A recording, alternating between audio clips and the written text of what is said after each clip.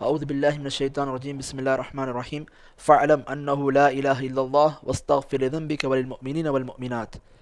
கண்ணிமிக்க அல்லாஹ்வின் நல்லடியார்களே, லா இலாஹ இல்லல்லாஹ்வை அந்தஸ்தை அறிவதற்கு இந்த ஒரு வசனத்தையும் நாம் ஆதாரமாக எடுக்கலாம். அல்லாஹ் தஆலா குர்ஆன்ல சூரத் முஹம்மத் 47வது அத்தியாயத்தில் 19வது வசனத்திலே கூறுகின்றான், ஃபஅலம் அன்னஹு லா இலாஹ இல்லல்லாஹ் வஸ்தக்ஃபிர் லிதம்பிக வலில் முஃமினீன வல் முஃமினாத்.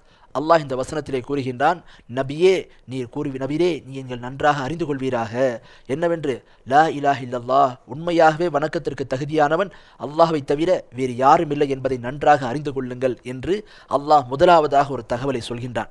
அதற்கடுத்து இரண்டாவதாக அதே வசனத்திலே இன்னொரு தகவலை சொல்கின்றான். என்னவென்று, நபியே நீங்கள் உங்களுடைய பாவத்திற்காக வேண்டியும் மற்ற இறைநம்பிக்கை கொண்ட ஆண்கள் இறைநம்பிக்கை கொண்ட பெண்கள் ஆகியோருடைய பாவங்களுக்காக வேண்டியும் தௌபா செய்யுங்கள் என்று சொல்லி அல்லாஹ் இந்த வசனத்திலே சொல்கின்றான். ஆக இந்த வசனத்தை நீங்கள் கவனம்